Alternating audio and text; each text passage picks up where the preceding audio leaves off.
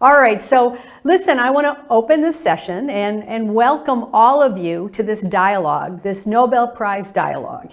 And I have really been looking forward to this interaction. The topic is United by Science, and we're really going to focus on perhaps having a dialogue on what we need to make the most of science and scientists. And for this dialogue, we have with us a Nobel laureate, Professor Ben Feringa. And Ben, I want to welcome you to this session with our fellows.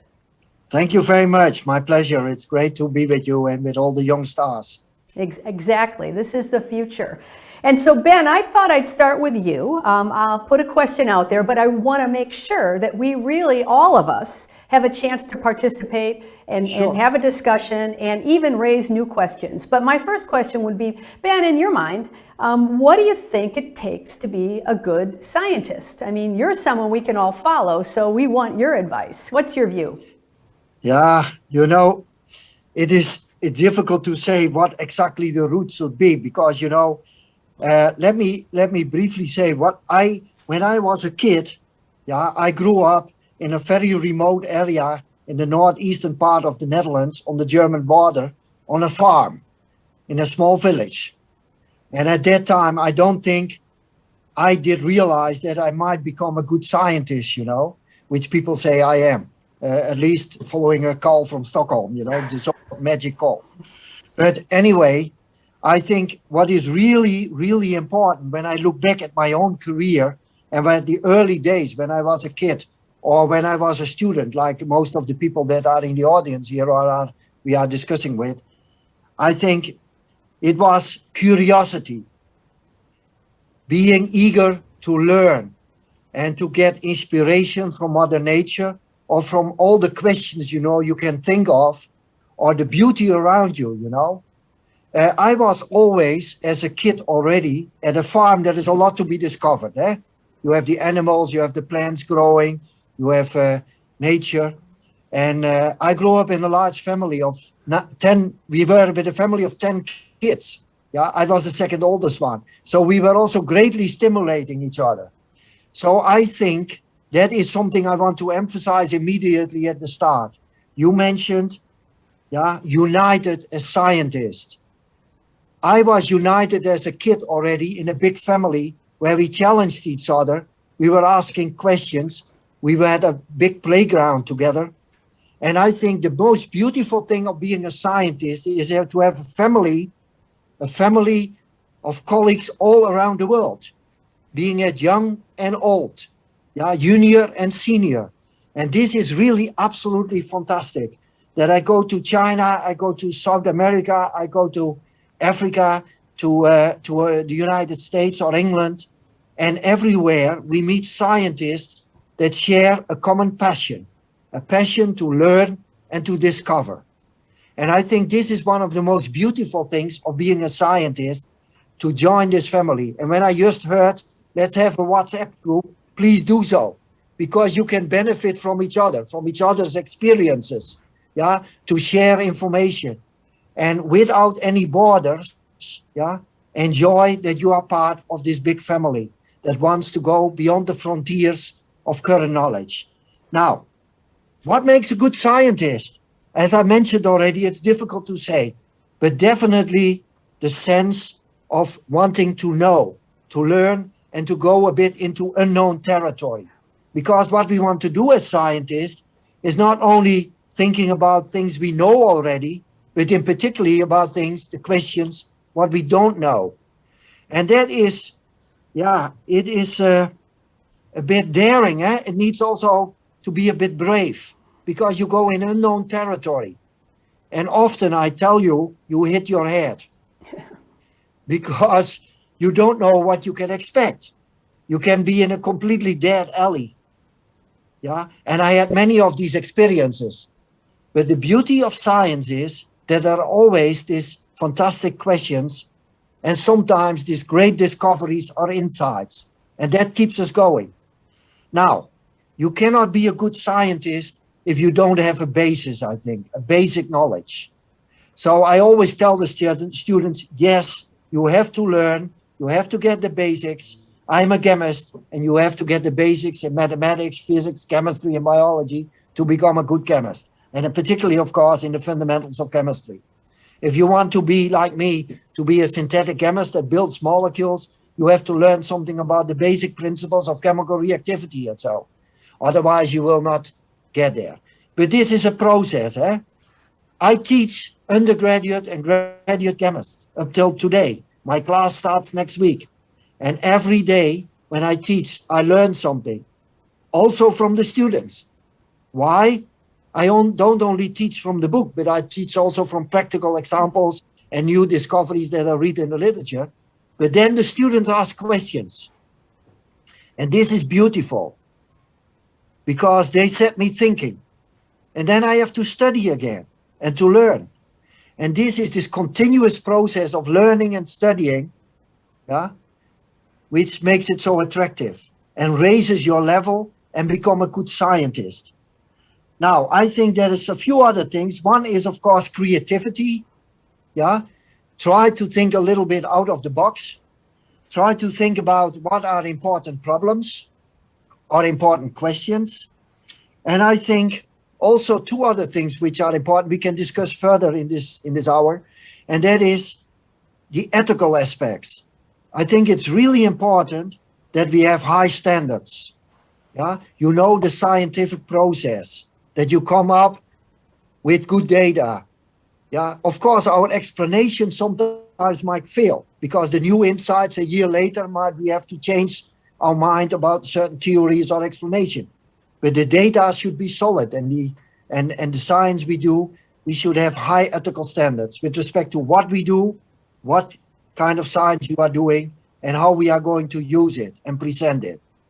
So integrity and high ethical standards, I think, are crucial for scientists. Why? Because I want to emphasize all of the young stars here, they will be role models for others in society.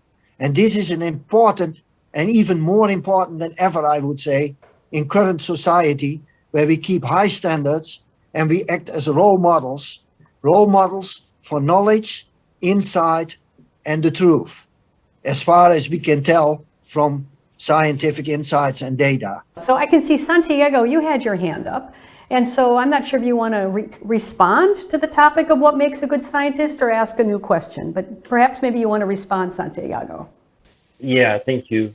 Dr. Feringa, it's a pleasure to meet you. I am from Colombia. First of all, I want to say that I wanted to start with such topic. I see an interview that you made in which you said that universities need to be playgrounds. And I wanted to quote Carl Sagan when he says that children have these questions like bubbles. They question everything. Why the grass is green, why the moon is round, everything. Why do we have those? But we found that the grown-ups think these like dumb questions.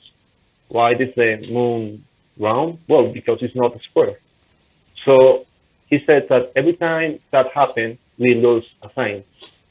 And also a problem that many high senior learn facts, memorize the facts. So I wanted to ask you how we deal with this requirement to learn the fundamentals, but without failing into memorizing such facts. Yeah, this is a great question. Thank you so much. And this is where I struggle also my whole life, you know, and you will experience it yourself. Honestly, when you are a child, and I mentioned the example for me being a child in a big family on a farm, there is ample playground and discoveries and all these things. But when you go to school, and especially to high school and universities and so, you have to go through all these steps of learning, doing exams, all these things. But I think to maintain this level of curiosity is really important. And you know what helps here is good teachers. I think all of you will remember one or two teachers that were really inspiring, despite the fact that they stimulated you to learn the basics. They also, you know, set you thinking. and stimulated this creativity and went a little outside the box of the traditional books and whatever. And I think to maintain that is important. Of course, when I studied chemistry at the university, the first 2 years were rather a bit, I must admit, a bit dull, because I had to do all these classes and experimental courses, etc. The most interesting parts were when something failed, for instance, in the lab, you know, and you got something completely different, because then you ask yourself the question, what the hell is going on? And you learn from it. But I must say that I got really excited for chemistry in my 3rd year, where we for the first time could do independent research, yeah, where we had projects and we could do something. And I will never forget the moment, yeah, where my professor, who was an American, he said, because this was after 3 weeks and I had made my first new molecule. And he said, wow, Ben, you realize this molecule has never been made in America, never been made in the world, not even in America. It was a totally useless molecule, but I was so extremely proud that I had discovered this, you know, and that was one of the moments that he encouraged me and set the stage, you know, to my career of discovery. So yes, I would say in teaching, in studying, it's very important that we have a very good, solid knowledge and we learn this, because otherwise you get the problem that you are not able to discuss at a certain level, you know, because you miss a lot of information, etc. I mean, when you do mathematics, you have to be able to solve basic equations. In chemistry, you have to know something about chemical reactivity or properties. The same with physics, you know, when you don't know anything about electricity or magnetism, it's difficult to make a device. But building in this ability to be creative, to discover yourself in the practical courses. So that's a big advantage when you study, for instance, chemistry or physics or so. Yeah, biology, you can do also all this hands-on type of thing. You can stimulate creativity in many ways, of course. I try to do this also in my classes, you know, when I give students articles and say, look, what do you think are the weak points in this article? How to ask questions? And what would you do different? Or how can we use this information to come up with a crazy idea? And there are ways to do this. And there is no one guideline, you know, but I agree that sometimes in schools and so, people focus too heavily on their exams and teaching, learning only for exams, without forgetting that asking questions and stimulating creative minds is extremely important for your future careers. That's great. Yeah. So, I mean, you're right, Ben, because it's almost like a musician when they learn how to play. They have to know what the notes are. And once they know the fundamentals, then they can start to be creative and kind of play with the boundaries of the instrument that they have. So that's super. I fully agree. Maybe I'll let Marcel in. I don't know if you want to respond to the topic of what makes a good scientist or ask a different question, but the floor is yours, Marcel. All right, thank you. I will respond. My name is good day, everyone. My name is Marcel Denny. I'm from Jamaica. I'm just following up on what it was said. I think since the face of science is constantly changing with every new discovery and every new breakthrough and technological advancement, what it means to be a good scientist could also be constantly changing and improving. So with that being said, do you think it's harder to be a good scientist now than it was, like, let's say 30 years ago, where there weren't so many great achievements?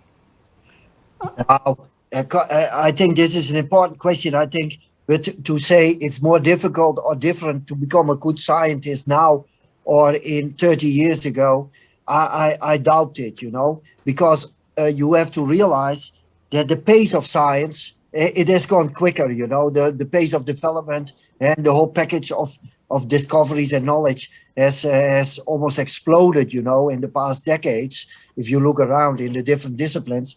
On the other hand, of course, also our ways to deal with information, you know, the technologies that we have developed, you know, in for instance, natural science, etc. I think that gives you also the opportunity to quicker handle all this information and data. And so I think the basis is still to be able to select what is good and what is valuable.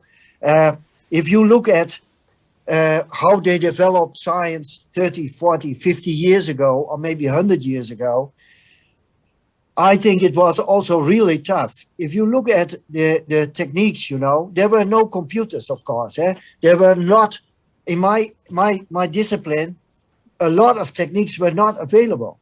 Can you imagine that you cannot measure? You have in chemistry, we use nuclear magnetic resonance or X-ray to look at structures of molecules. That did not exist, you know, in those days. Still, they were able to determine what a sugar molecule is, yeah, or a steroid, an hormone in your body. I'm so extremely, I'm really so extremely impressed what people did more than 100 years ago to elucidate, yeah, the basic features of the elements or the molecules. It was Emil Fischer, you know, more than 120 years ago, yeah, 130 years ago. So he elucidated the structure of all the basic sugars, yeah, the sugars in your body, the sugars in the plant, including the correct three-dimensional structure. This is still today extremely difficult, and he did it without any modern technology. When you read this paper, sometimes I advise you to go back in time and read some of these old papers, you know, of 50, 100 years ago. And it is really amazing how these scientists had to struggle and what they had to do to get correct answers. I'm really impressed, you know. Now often we make a crystal, we go to an X-ray machine, and like taking an X-ray of your chest in the hospital, we make the X-ray of a molecule and we know the structure. Yeah, I'm not saying that it's always that easy, but we have a large collection of modern technologies that makes life also a bit easier. That does not say that the problems are not difficult, and the problems are as demanding as ever. But I would not say that it is more difficult or easy than it was 50 or 100 years ago, no. But to comfort you, the questions out there for all of you are as challenging and demanding and intriguing as they were for the colleagues 50 and 100 years ago. There are so many, and there are new questions coming up every day. I have more questions than answers after a career of 30 years, I can tell you. Yeah, that. and probably one can say there's still a lot more about the world and the universe that we still don't know. So there's a lot of questions that we still need to be addressing going forward. I absolutely agree with you. And they are really intriguing questions. So many out there. And one thing I learned in my career, and that is modesty. I mean, as a scientist, you realize you make discoveries, and even discoveries that others can use or recognize or that will be useful in the future. But when you look at Mother Nature and you look what we know and what we don't know, I think modesty is in its place. We need to be humble. Let me let Ulysses. You are humble, and you will learn it during your career. Yeah, let me let, is it Ulysses in? Yes. First of all, it's a great pleasure to meet you all. I am Ulises from Honduras, and I just want to add a personal thought related to the first questions. I think order of the qualities of a good scientist is a positive attitude towards failure. As students, you might agree with me, we encounter with failure too early in so many ways, and I think it's possible because failure often make us grow, and getting used to failure eventually make us better. Yeah, so Ben, you can comment on that, because at least in the experience of as long-term scientists, there's a lot of ups and a lot of downs, and sometimes there's more downs than ups. So what's your view on that? Yeah. No, I agree with you. You know, people say always, oh, this science is beautiful, you make a discovery and whatever.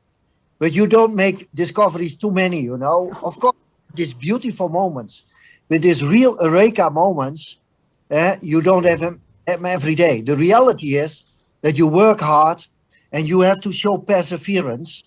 And I tell always people, if you want to become a scientist, you have to stand failures and disappointments. Because often you are in a dead alley, or you are simply not smart enough. And I'm sure all the faces I see here, these are extremely smart people, Otherwise you would not be here, I'm sure you are. You are probably all more clever than I am, but I tell you, you know, you will also get your failures because there are so difficult questions and difficult problems. And of course, you might go to the left and the answer might be to the right. And we have seen this so many times. But don't get distracted by that. Take inspiration and a positive attitude from the small successes you get. And honestly, with a team of students that I have, we have small successes and we celebrate. And these steps bring science forward. And then sometimes you have a breakthrough. I tell you one example, if I'm allowed. I work on molecular motors and machines, but I work also on catalysis, you know. And these are the motors that keep the chemical reactions turning, like the enzymes in your body. We have been working on a specific carbon-carbon bond formation, which is the core of chemistry, making carbon-carbon bonds to make molecules. And we worked on this for 20 years without any success. Can you imagine? 20 years. I had students working on it. Luckily, they had also other projects because otherwise that would be, and we always failed. And there were several students who came to my office and said, Ben, I don't want to work on this because it will never work. 20 years. And then one of my students made a mistake in the lab. And suddenly it worked. Fantastic. And it took us a couple of weeks to figure out why it suddenly worked. And we could then, once you know it, we thought, wow, why didn't we do this 20 years ago? And then, you know, it went off and we had a lot of success in the past 5 years with these catalytic reactions, a big breakthrough. Sometimes you have to allow also failures, yeah? But please also don't only work in dead ends. Also have something that gives you a little bit of safety. I always tell the young people, walk on 2 feet. One type of project that is very daring, yeah, with high risk, and also something that is a little bit more safe and gives you some progress. Maybe not big discovery, but small steps, but where you can make some progress and makes you very happy. So walk on 2 feet. That's great. That keeps you running. You know, Ben, I have the exact same advice for the fellows in my lab. I always advise to have a high-risk project and also have potentially a project that you're pretty certain that you can reasonably answer the question. So high risk and low risk. The other thing you mentioned a couple times in this dialogue is learning from failed experiments or failures, right, and trying to turn that around to a positive, because it sounds like there's always something to learn, and sometimes the failures are the greatest successes. So let me let Henrique in here. First of all, it's a pleasure to be here. I'm Henrique Pinto, and I'm a mechanical engineer, student from Brazil. You talked about integrity and to have a good data that are truthful at the beginning. So I would like to ask, in your opinion, why do we have this strong spread of fake science nowadays, like flat earth and anti-vax people, and how could we avoid this? This is a really important question for society because we hear all these stories about fake scientists and people don't believe scientists anymore. We have seen this also in this whole discussions about the COVID crisis. There was certainly a president of one of the leading countries of this world who thought science was also an opinion. You remember who this is? I don't want to pronounce the name. We have to be careful there. I think we as scientists have a duty, yeah, to bring forward knowledge, insights, science, yeah, and that is the basis for our future society. And we all know that when you are in academia, you know, or in research institutes or whatever, we have to come up with reliable science. That can be in humanities, that can be in engineering, that can be in the physical science or in medical science, but base it on insights. That does not mean that we know all the data. This is what I often experience. When I get an interview on television or radio or so, or for public, they often say to me, Dr. Veringa, is it yes or no? Is it black or white? And I say, look, I know, yeah, that this temperature is 100 degrees and this ice is a solid. And this drug, yeah, works for 99% of the people, yeah.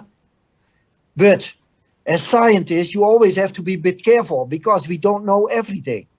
It's based on the best data we have, the most reliable data that are reproducible. That's also important. But we don't know all the ins and outs because, believe me, we all know Einstein's theory, yeah? Relativity. But do you think that is the ultimate word? I think in 100 years from now, there will be another Einstein who says, look, it might be slightly different, the explanation. And you can explain the data maybe a little different. And we have seen this so often in science. So you also have to be a bit careful and say, look, this is based on the data, the insights, the knowledge we have today. But I would say to the people, when they ask you this question, yeah, about fake news and about the value of science, it's better to develop a drug, a vaccine, based on solid scientific knowledge. It's better to build an airplane, yeah, with an engineers that know how an aircraft should fly or how a motor functions, because that is much more safer than doing it based on opinions, And I had a very big debate with a journalist not so long ago, yeah. And she said also to me, all this science, it's just an opinion. And then I asked her, do you have a smartphone? Oh, yes. I said, is this an opinion? This is based on 70 years of solid fundamental research in chemistry, physics, engineering, and material science and device physics. So we have to bring the message forward, but we cannot deny that some people, it's difficult to convince. Right. And I mean, we also have to understand that science is also evolving. And so new facts will sometimes, change the way we look at a problem as we get more information. Absolutely. And so I think that's our responsibility to help educate society that as we learn more, we have to adjust our views on different aspects Right. as well. So Black and white, Right. It's not black and white. And people now, you have this whole vaccine discussion with this COVID crisis. Every time I try to explain, look, this is not based on what we did today or in the past year. This is based on 30, 40 years of research in mRNA, how to deliver drugs, what vaccines do to viruses, etc. We developed the anti-AIDS compounds, we developed vaccines against SARS, etc. It's not based on a few months of research. This is a history of decades of research by scientists. That does not mean that we know everything about vaccines and that there cannot be side effects, but better base it on this solid science. And we have to explain that. It's our duty. that's right. That's our responsibility as well. We have our responsibility to bring that message forward. So Lydia, maybe I'll let you in. Do you want to comment on this or do you have a new question? We're basically on the same theme. Every one of us has been talking about what it takes to be a good science. But Lydia, we'll let you in here. So, distinguished participants, it is a great pleasure that I participate in a round table in this magnificent event. I read in your biography that when you won your Nobel, you said back in Stockholm that now you're going to put science on the map, and that would be your priority. Well, these are difficult times in Brazil. I also read about the creation of the Benfica Fund, which aims to increase public interest in science, starting with a science quiz and a visit to secondary schools. Bernard, my question is, Brazil, you have new elections next year.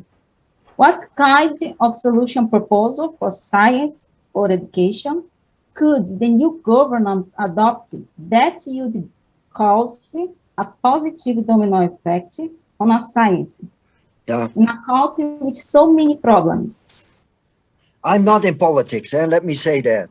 And you had this clear, you talked about science, the role of science in society, especially, for the democracy and for the future. And also you talked about my Veringa Fund and how to outreach, if I understand it correctly, because I could not understand everything. But you also mentioned outreach and the Veringa funding. Yeah. So I think you should realize that when we educate, and in my opinion, this is the most important, at every level, when we educate young people properly, with an open mind, to think, to be critical, yeah, to be able to think about, yeah, but how does society work? Yeah, in all disciplines, from humanities to technology, social science, whatever. What are, yeah, what can science and knowledge contribute to solve key problems or advance your society? And I think children should already at an early age be confronted with, at their level, of course, with this whole idea of that knowledge, yeah, can advance, yeah, the way we do things, insights, yeah. And for politicians especially, and this week I will have a meeting with captains of industry and politicians. And one of the phrases I will use, yeah, knowledge is power.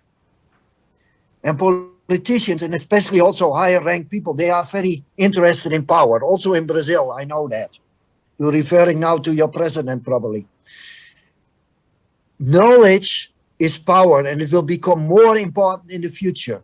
Those people that have insight and knowledge and can distinguish between all this information we get these days, what is valuable, and how are you going to use this for the benefit of society, for the benefit of your country, for the benefit of your people, being it economically, being it social, being it for technology.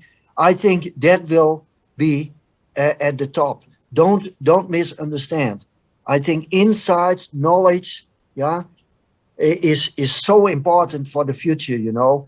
And I would really emphasize that put your money in education, yeah, and educate young people with an open mind to confront them, you know, with what we know, what we are going to know, what will be the developments of the future, and have a critical attitude. So don't believe everything you find on the internet, but how are you selecting information that is really valuable and useful, and bring that also forward to the society. I would say, when I had to advise a government, make sure that your education from the early age till your university education at all levels, try to build a very good education system, you know, not by dictating, yeah, but giving solid basis at every level, and then train the students at every level to have an open mind and be creative, but in particularly also to be critical, you know. Yeah. Now, I can say something about how we go to schools and so. So after in Stockholm, they asked me, the journalist, what are you going to do, Dr. Veringa, after you got this beautiful prize? And I said, look, I'm a scientist. I have a passion for science, and I want to continue with doing that. And I also like teaching. So I'm teaching students, classes, and we have a research group, of course. But I also told them, I want to go to society, to schools, to bring the message of knowledge, learning, and science forward. And so what I do is, I regularly go to schools, mostly high schools, but sometimes elementary schools. We invite also students, high school students and so, to the university, of course, to confront them with research, to have discussions with them. We do experiments with them. And this foundation that I set up is meant to have, for instance, we have public science quizzes, so all the public can participate. All disciplines are covered. So we have teams of young stars in different disciplines that are in a panel then. We have somebody from television that guides the whole quiz. It's broadcasted also on local television. And we go to schools with teams of students to, as you said, mainly we focus on schools that are in less developed regions, that have less contact with universities or higher education, to encourage the students, you know, and discuss with them, and maybe do also experiments with them, and so to stimulate their creativity. So this is mainly what we are trying to do. So the idea there was knowledge is power, and I think you emphasized again the fundamental building blocks that a good education can give. And I Yes. think what I heard in there was also this idea of lifelong learning, which you talked about right from the very beginning. If I'm allowed, I can tell you one really great experience from 2 years ago, is about just before the COVID lockdown, when I was in a gymnasium, a high school, in the Netherlands, in the middle of the country, and I gave a talk. What I usually do, I give a talk, for in this case, it was for 400 students, aged 15 to 18 years old, so pre-university high school. And the teachers were there, the students, a big class. And usually I give a talk of 45 minutes, and then we have an hour-long discussion like we have now. But after 10 minutes, one of the girls, a 15-year-old girl, raised her hand, and she said, Professor Veringa, it must be great that you got the Nobel Prize in Stockholm, because you never have to make an exam anymore. You never have to study anymore. And of course, everybody started laughing, all the kids. And then I said, look, I just bought the latest cell biology book that my first year students use in their classes. Yeah, first year cell biology, 1,200 pages, American book. And I'm studying now, since a couple of weeks, like a first year student, because we have a strong cooperation now with the medical school, where I have to understand their language to be able to speak with these guys. And that means that I have to learn basic cell biology, which have different terminologies from chemistry or engineering. And it's fantastic. And in the break, many of the students came to me and said, Professor, you were joking. No, you don't have to study. I said, study, you have to do the rest of your life. Exams is only one small part of it. But you have to learn the rest of your life. And this makes life exciting. You learn new things all the time. Absolutely. All right, let Sanjeli in.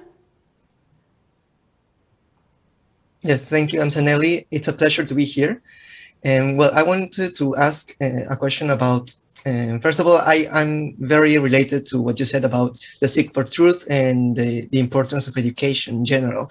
And perhaps this is the reason why I have a background in cosmology, but then I switched to high energy physics because I want to understand the behavior of the universe in a fundamental level. But then there's also the fact that Henrique mentioned about the problem with society, that this skepticism, weird skepticism against science, right?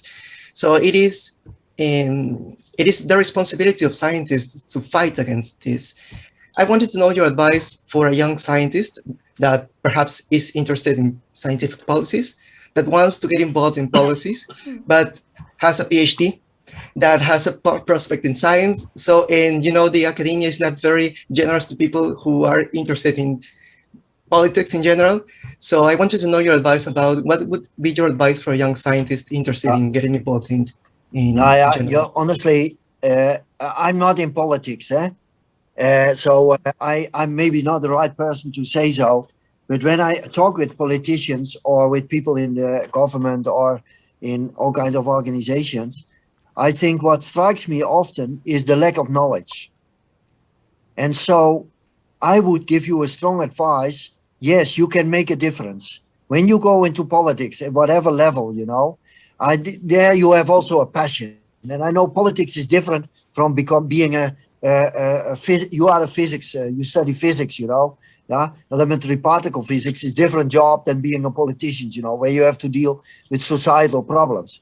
But on the other hand, when you are a particle physics, yeah, you have to learn your basic knowledge, facts, formula, insights, etc., to interpret data, to know what is true, what is something that is meaningful. And I think when you go into politics, I would advise you have a big advantage that when you study at the university and you get this kind of training, first of all, you have a knowledge about facts and insights. Not only about particle physics, but in general about what science does, what science and education mean. Go to ask the questions about, hey, what does this information really mean? And you have the ability, due to your training, to go to the real data and information and see, is it valuable, yes or no?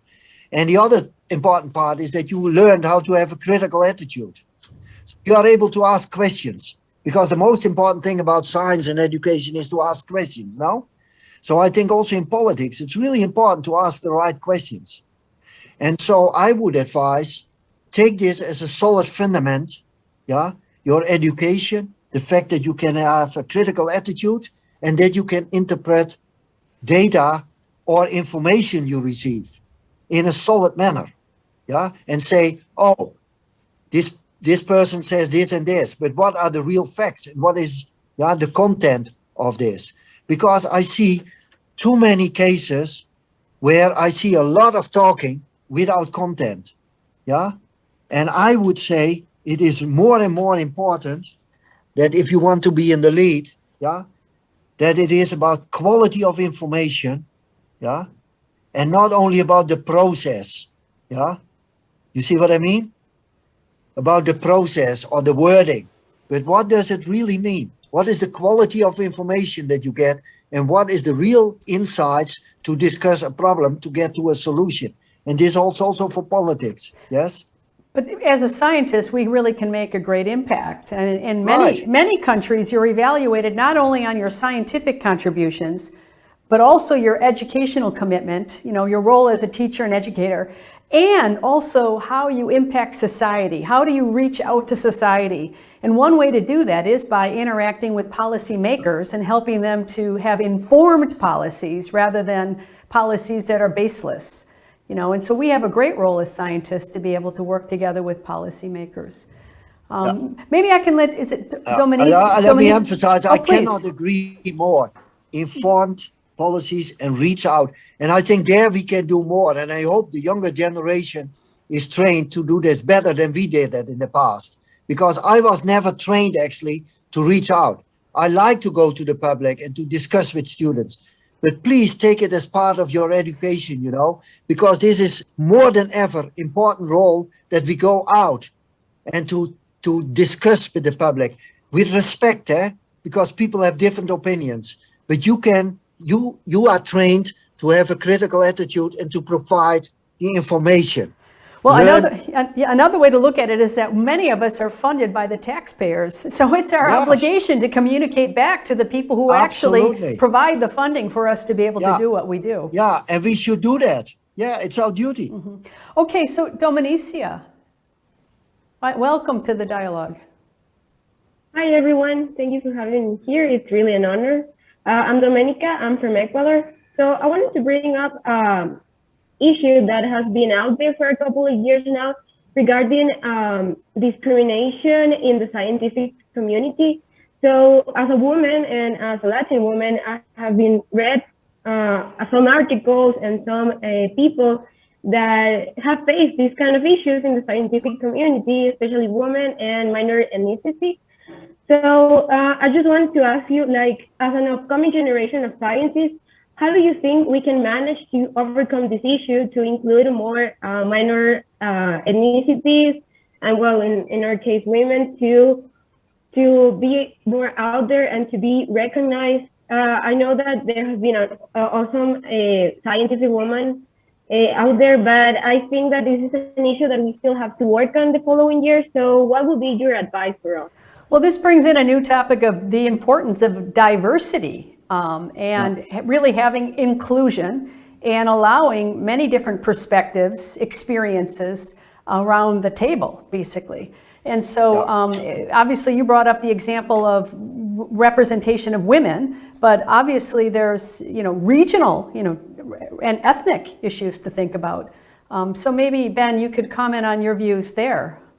Yeah, I think this is a really important topic, and I'm really glad that you brought it up, Dominica, because it depends on, of course, but it plays a role everywhere, I cannot deny that.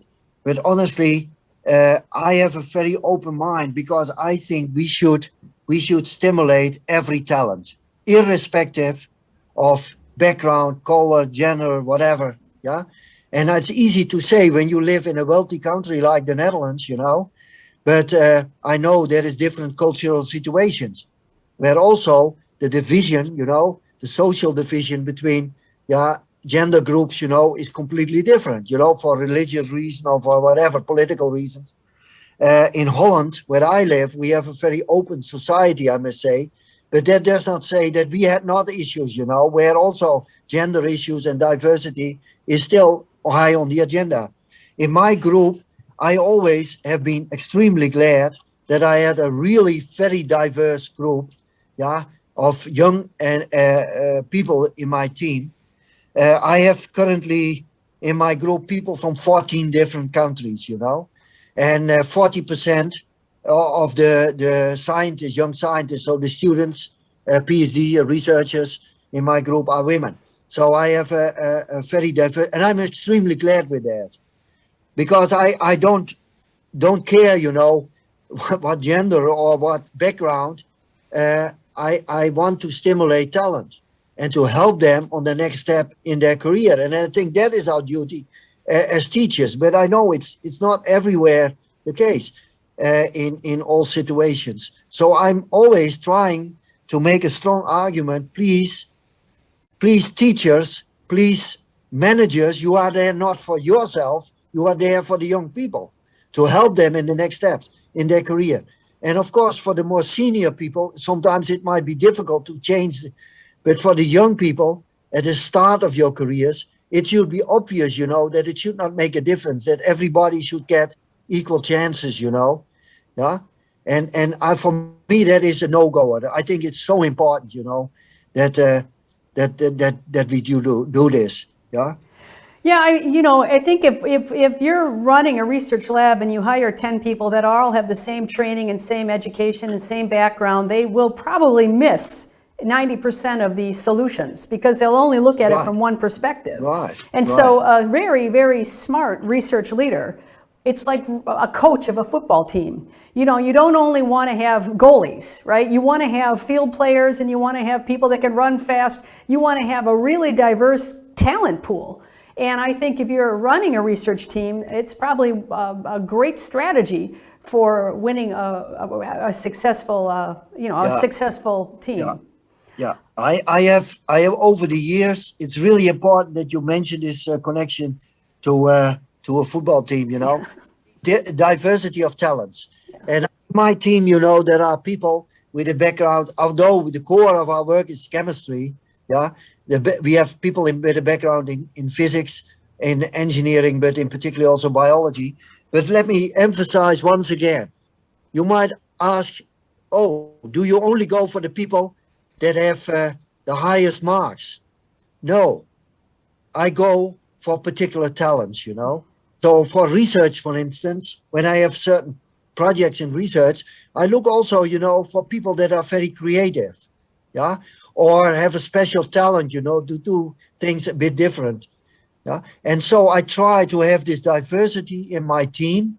And also I have subgroups. So I have a large group, but I have sub-teams. So I have a motor team and I have a bio team.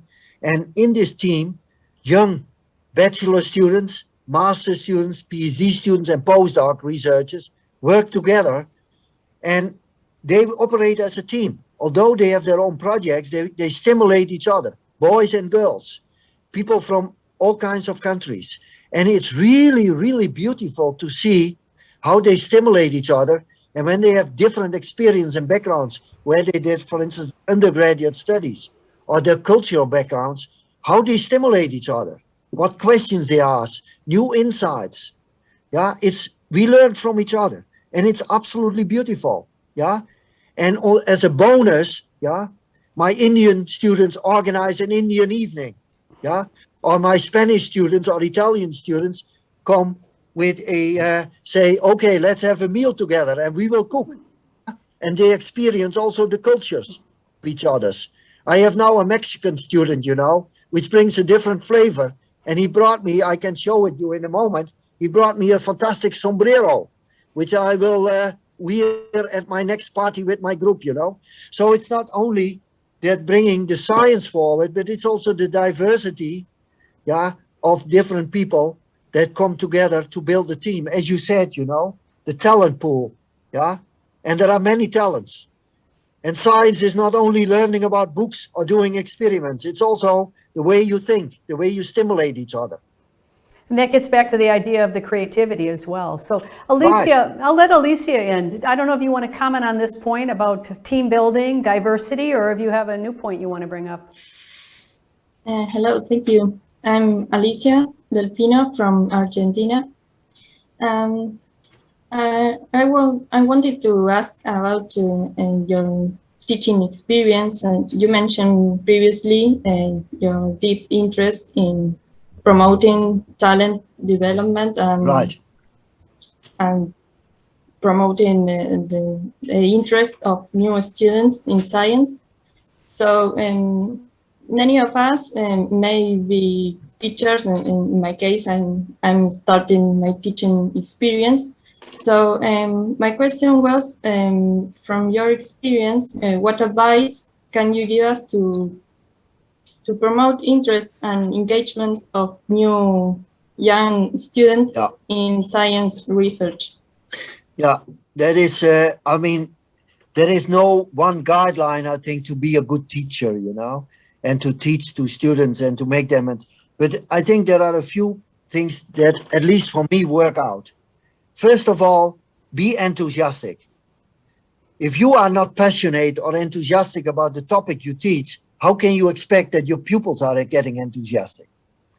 Second, make it a bit attractive in the sense that don't only talk about basic principles and you know, you have to teach that. You have to teach the basics, you have to teach. Sometimes it's a bit dull when you teach mathematical formulas.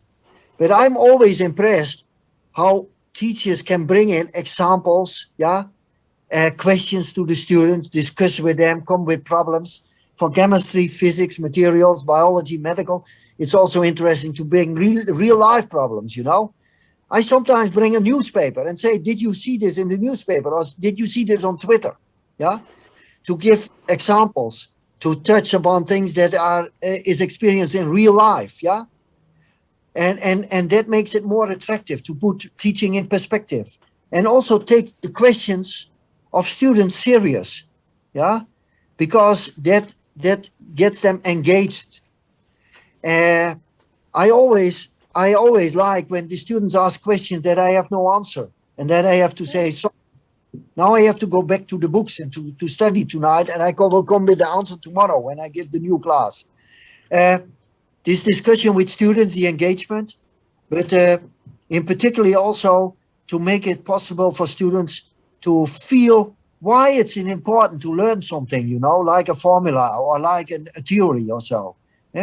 Because not everything will be useful immediately for the topic you are studying or for your job later.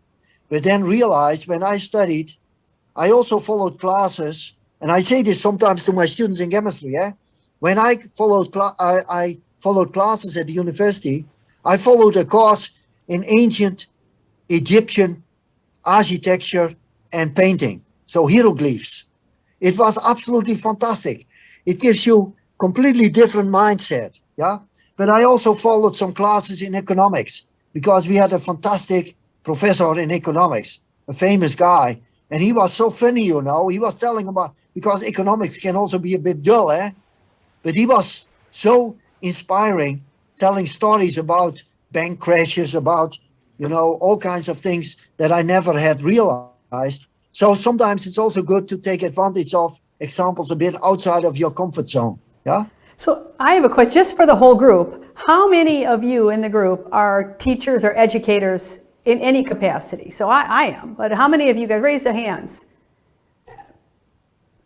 More than 50%, you know, so that's a pretty high number. I mean, you know, just as we're students, we're all educators and teachers. So I think great points there, Ben.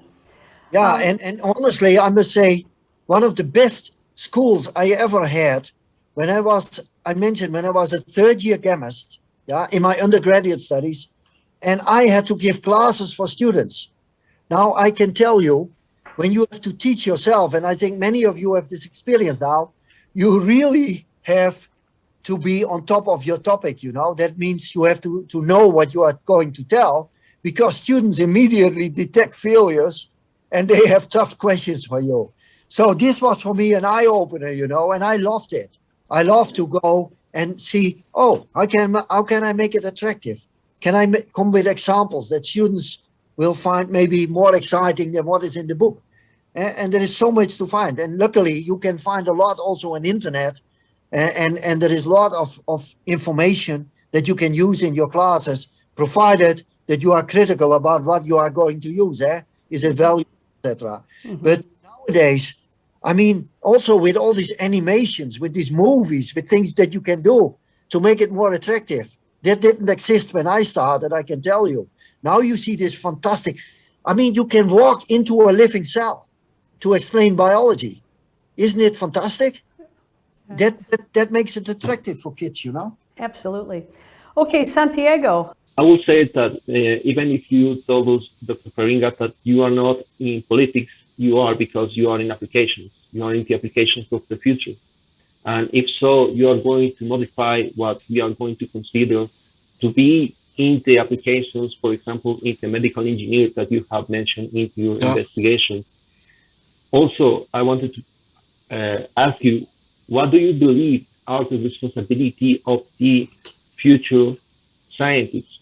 As an example, not just in the collaboration in research, publications, working for industries, or teaching. I wanted to mention also, because I see that the interaction is somewhat limited. For example, the programs that seek to increase the number of entrepreneurs and academics, especially in communities that don't have the resources like money or institutions. To name a few, at least from my field, I'm an electrical engineer, I'm a PhD candidate. IEEE Smart Village, IEEE for Rebellion, Meet Sober, among others. What are your thoughts on responsibilities on such topics? Of course, I'm in the natural sciences, you know. So I'm in chemistry, we do chemistry, and we work together with physics, with biology, with the medical people, etc. And so, yes, we patent, for instance, all kinds of things because we think it is valuable, and especially in our cooperation with industry, because we have also programs together with industry. But also some of my students are engaged in startup companies. So I think we should not underestimate how many opportunities there are. Of course, when you do at the university, you want to learn, you want to study, you want to do science, to advance, maybe be involved in the team to do discoveries. But there is also great opportunities to be entrepreneurs. Now, in my opinion, but okay, this is my personal opinion, if your only goal is to become a millionaire and to become rich, I don't know if that's the best driving force. Because it's maybe better to see if you can find something that might set you on the stage to become an entrepreneur and to make something to practical applications for the benefit of society, of to come up with solutions that can help other people. And if you then can make a lot of money, that's great, yeah, for you, yeah. But my drive is also towards my young students. If we have something that is interesting, yeah, in chemistry, yeah, material science, can we bring it forward, yeah, to society so that people can benefit from it? Yes. So Yeah, I think so that's an Dr. important Faringa- aspect as well, the innovation. And you know, in some ways, if you have the basic research, if you don't have that, there's nothing to innovate. So you really need basic research. But the innovation component is also, I think, one of the responsibilities of a scientist, whether you innovate it or perhaps somebody else uses what you've discovered, is always a good thing. Listen, I think we need to move on. So we're going to move over to Miguel, and we've got a few other folks that have not had an opportunity to participate. And I want to make sure everybody can get Sure. into the dialogue today. So Miguel, go ahead. Okay. Dr. Ben, nice to meet you. My name is Miguel Alejandro Diaz. I'm PhD student in the area of computational chemistry at the Venezuelan Institute for Scientific Research. Chemistry is a science with endless application for sustainable development. Today, chemists can design new, efficient and environmentally friendly synthetic strategies for getting new materials. So, what's your vision as synthetic chemist of the goals of synthetic chemistry for the next decade? Would you like synthesis to be addressed in order to get materials for sustainable development. Green chemistry should be the new standard in every lab worldwide. That's all. Okay, that's a pretty specific question about your views about synthetic chemistry. Yeah. Now, I'm a synthetic chemist, you know, and of course, I'm deeply involved in this. And to give you an idea, in the Netherlands, my colleague and myself, we established a Center for Sustainable Chemistry. And we started with that now 6 years ago. And this involves major multinational companies like Shell, Nobel, BASF, the biggest chemical company in the world, and the government, Ministry of Economic Affairs, Ministry of Science and Education, our National Science Foundation, and a couple of universities, you know. And we established university hubs where we attracted young, talented scientists, and we have built facilities there where also industry can participate. And this is all focused. This is a 10-year program, with a budget of 11 million a year or so at the moment. 70 young PhD students are involved at the moment. And we built this to get joint academic industrial cooperation to advance sustainable chemistry. It's entirely focused on sustainable chemistry. So low energy, low waste, recycling, new materials, etc. So for instance, to give you an example, recently we had several patents together with Nobel because we developed from wood, and I'm not talking about the wood in the Amazon area, but waste wood, that you normally burn, to make it into a building block that replaces acrylate. You all know acrylate paint, acrylate coatings for your car, for your house. And so we made now a new polymer, a new plastic that is as good as an acrylate coating for your car. And this is based on waste wood. And this is typically what is done in this center. So to give you an impression, yes, we have tried to develop with our students the green chemistry of the future. That's and great. I think we have a crucial role there to build sustainable processes and products. This is really important. How are we going to do things in the future? Who's next on the list? So we have, is it Dominique? Hello, everyone. My name is Dominique Monroe. I'm from Uruguay, and I would like to ask another question similar to Miguel's one, but it's more generic. How do you envision the future of science in the coming decades? What topics and areas do you think that will be relevant? And could you please give me some examples? Yeah, that's a very tough question you asked me, lady. Because let me say one quote, It's not easy to predict the future, Right. It's better to invent the future. And this is what scientists do, and this is what you will do. As young stars, you will invent and make the future. It's more easy than predicting the future. It's not easy, but It almost gets back to what you said in the beginning about find out what you're passionate about and then follow that. And perhaps then through that passion, you might invent a whole new field.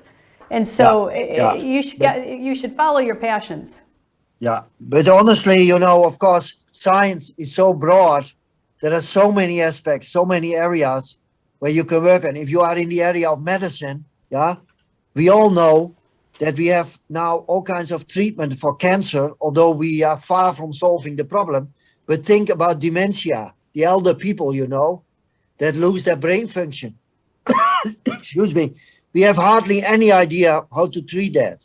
So to talk about something, the elderly people, talking about sustainable chemistry, our fuels, energy carriers. It's nice that we have solar panels and windmills, but to have a plane, an airplane, if I want to fly to Uruguay or to Brazil or to South America, we need an airplane.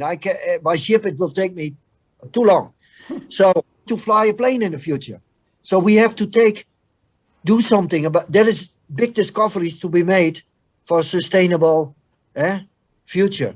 When we think about society, to have everybody inclusive, to get proper education for all our young people, to treat poverty in the world.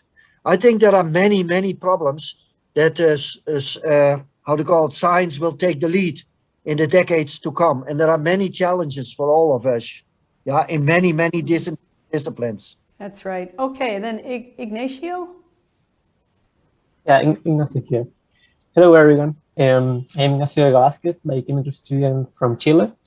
And well, I have some questions. Well, considering the technological difference between Latin America and all the top science regions like Europe or North America, how much do you think that the country where you did science helped you to win the Nobel? Do you believe that if you were working in Latin America, for example, at that time, you could have achieved the same? I'm asking since I want to know how you think we can work together towards science that is not biased to the country of origin, as a really united science. It's a tough question to ask him because you can't do the control experiment.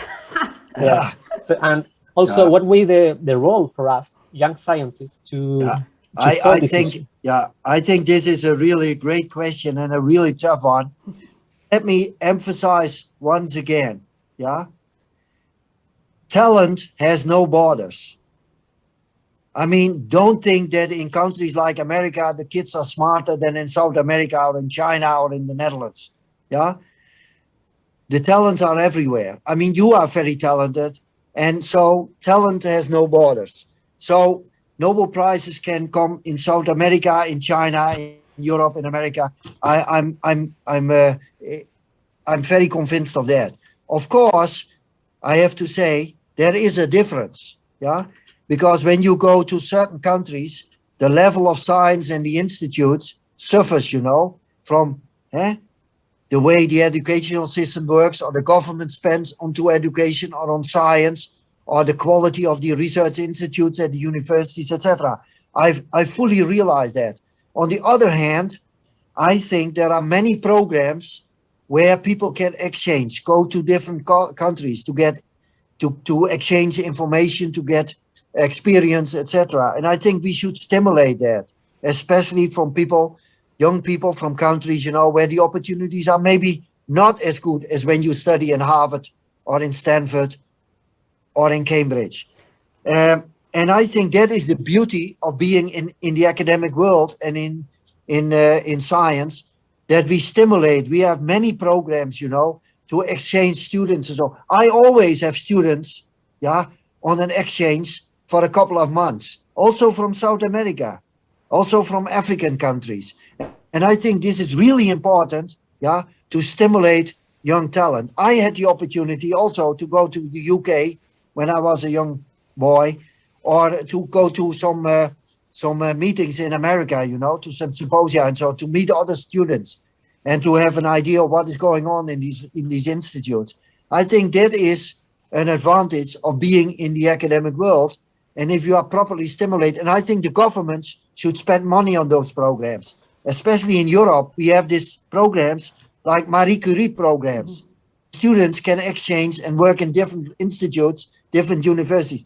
And I think this is extremely valuable. So that brings up the idea of diversity. It's about the opportunities you get. Right. Okay, we're going to have to maybe move to a little bit of a lightning round because we still have a few more people that I want to make sure we get in. So we have Robert, that I think you're next on my list here. Hello, I'm Robert Mamani from Bolivia. I have two questions. The first one, when you were working in synthesis and stereochemistry, you were thinking, I'm going to work in molecular machines? Like, how came that idea? And second, how to deal with frustration in research? Because many times when you are doing a PhD, you have like only 4 or 5 years, like it's not a long margin to fail. No. Thank you. No, I tell you, starting with the last question, of course, I mentioned before, you have to stand frustration, things go wrong, but also it's important that you have topics, but you have also escapes, that you have opportunities to do it a bit different, and that your supervisor also builds in, or when you're doing research, you build up a program that you build during your PhD, also some security you have, you are part of a larger program where there are opportunities to get results, etc. I think that is important, to keep a certain balance in the research you are doing, so that you cannot work for 4 years on a PhD, only be frustrated by negative results. That's not good.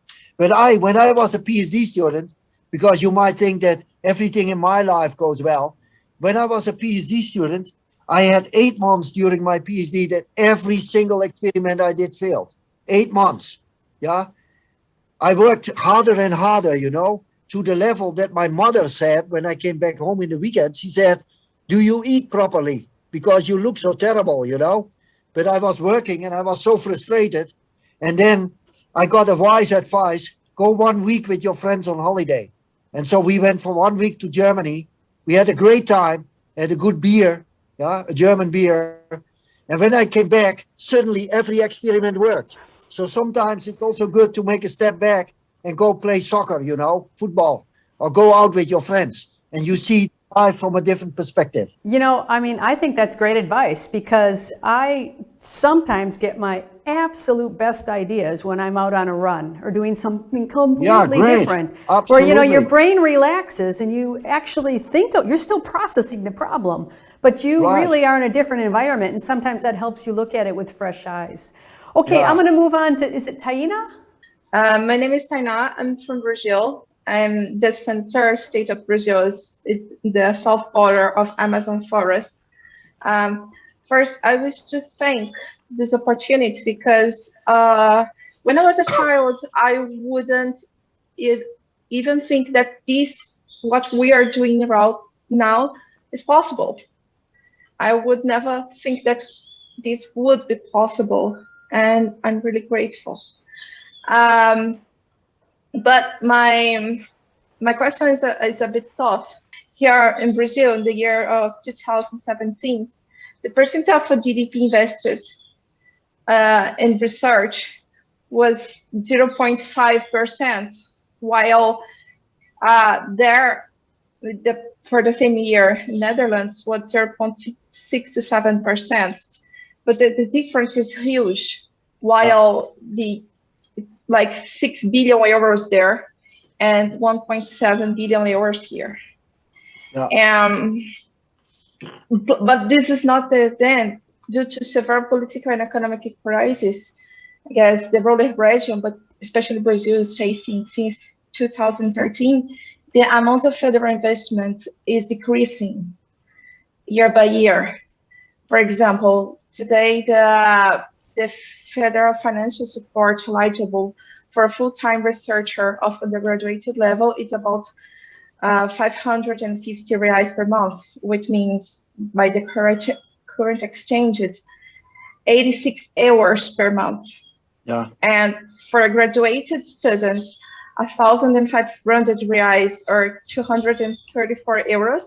And for a doctor's level, 2,200 reais, which is kind of 343 euros. I just said a bunch of numbers. So you're really concerned about the funding, national funding for research, and how one can be competitive based on that. Do you think that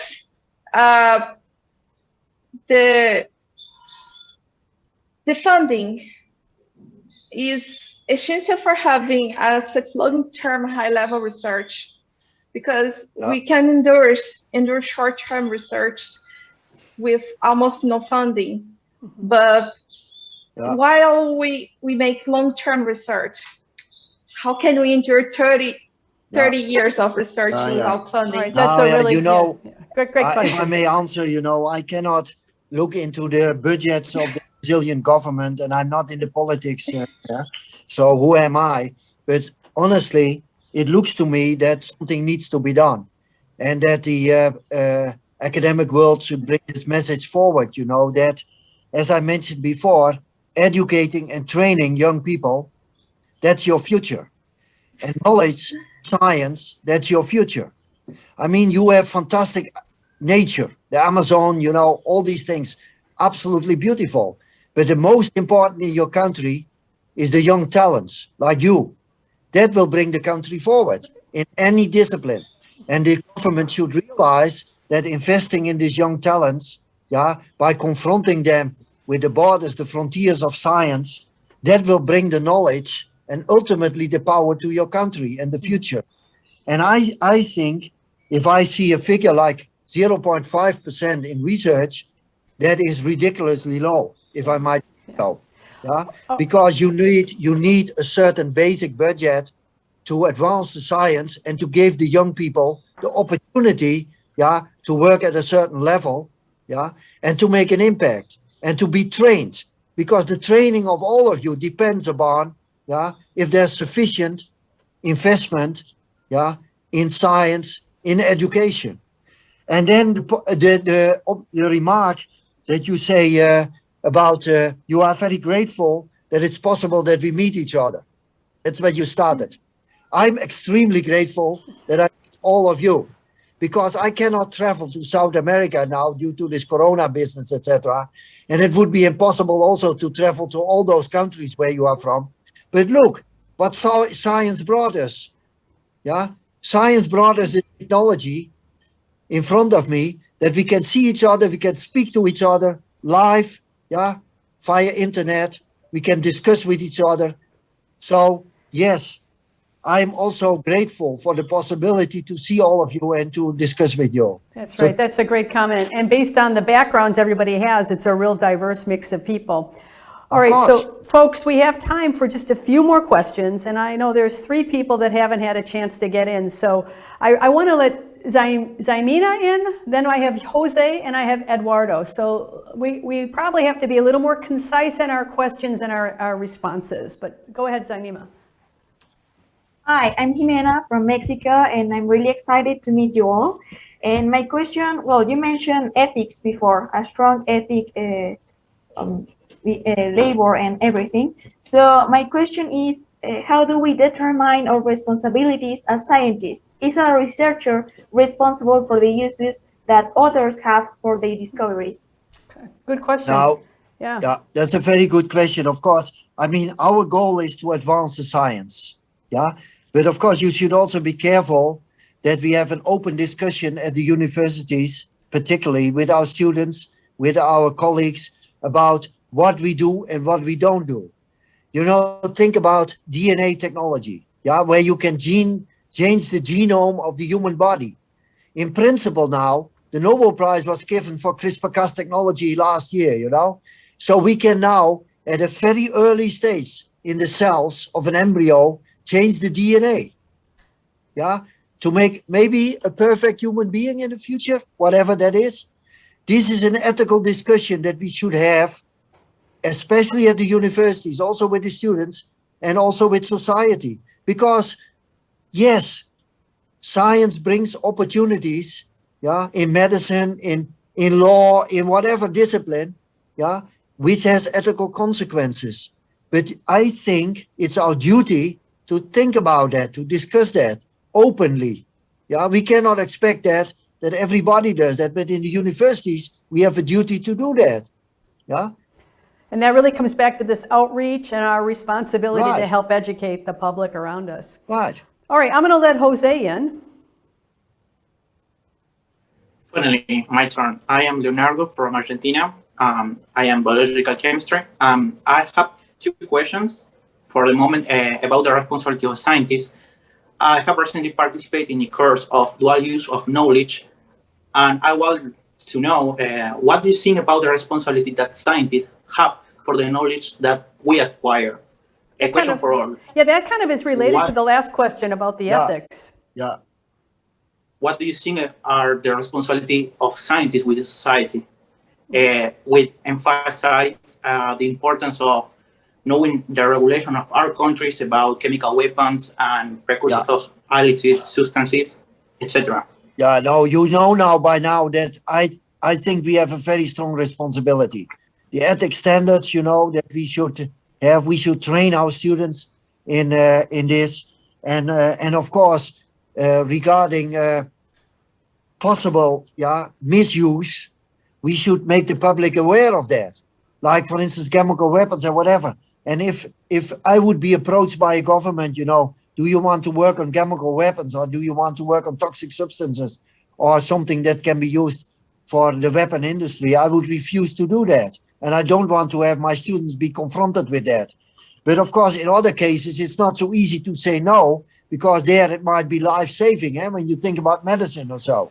So there is a kind of discussion that we should have open-minded discussion at the universities. But once again, we have ethical standards, and we should keep the standards very high.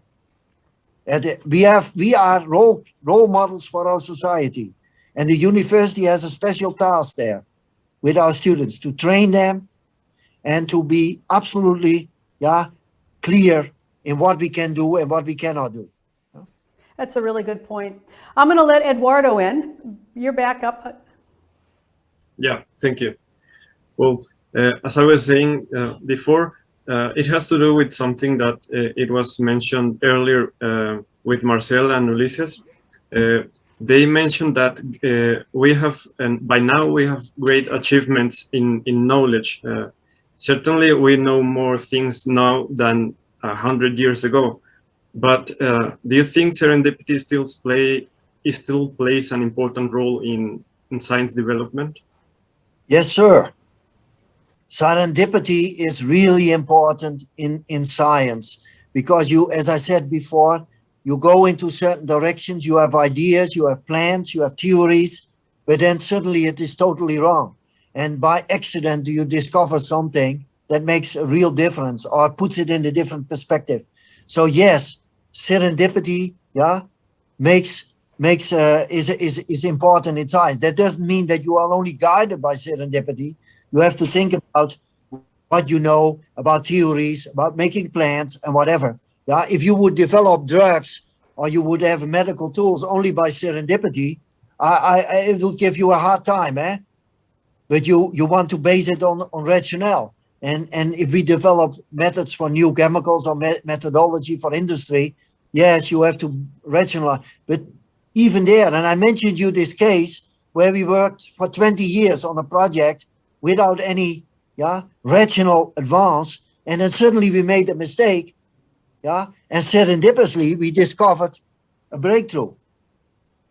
So yes, I agree. This is important. We should not fence everything in. Leave possibilities open, to be very creative and to wander into different directions. Because the garden of science and knowledge, the paradise, is beautiful and has many undiscovered areas where serendipity can find something really beautiful. You know, that's a really good point. There's so many examples of Nobel Prizes that have been awarded for what is perceived to be a mistake. And I think sometimes the difference between a Nobel laureate and everybody else is the Nobel laureate learns from the mistake and it really turns it into something. And they're not deterred. They don't take the experiment and throw it in the garbage. They go, what can I learn from this? And it's almost then where the real breakthroughs are coming. This is just, if I can give this example, good question. This is how we discovered our molecular motor. We were working on switches, like the switches in your eye for information storage. And a switch, you know that from a light switch or switch on your laptop, it has to switch back and forth. But suddenly it did not switch back and it switched forward. So can you imagine, instead of going backward, it went forward? And when we realized that, we discovered a rotary motor. And that was the basis for my Nobel Prize winning discovery. All right, I think we're getting close to the end of our time together. And this has been a really, really stimulating discussion, a great dialogue. We started with the simple question of what does it take to be a good scientist? And we went all the way from, education, we went to policy making, we went to research ethics, we went to celebrating every success, no matter how big or small, and not fretting over the failures. So I think this was a really great journey. And my hope here is that many of you will continue to stay in contact, because this was a really unique opportunity to bring you all together. And Ben, I actually want to just kind of turn back to you, and I'll let you have kind of the final word before I give my thanks to everybody. Let me be very brief then. I think, value your talent and take advantage of that. Because you are all very talented, yeah? And don't think everything is known or has been discovered, yeah? Of course, you build on scientists, yeah, scholars before you. I also do. But you are all so talented, yeah? And please, please follow your dreams. That's my main message. Follow your passion and your dreams. Oh, that's a great way. That's a great way to kind of have the final word. And again, I want to thank all of you for your participation. This is and something we've been really looking forward to. In some ways, because of the COVID crisis, we've been able to do things in new and creative ways. And as Ben said, we would never have been able to create this kind of dynamic environment where we could all come together like this and learn from each other. Because as Ben says, you never stop learning and you never stop teaching. So with that, I want to thank you all and, look forward to more of our interactions going forward. So thanks again for your time. Thank you. Thank you very much, and a lot of success to everybody. Bye-bye.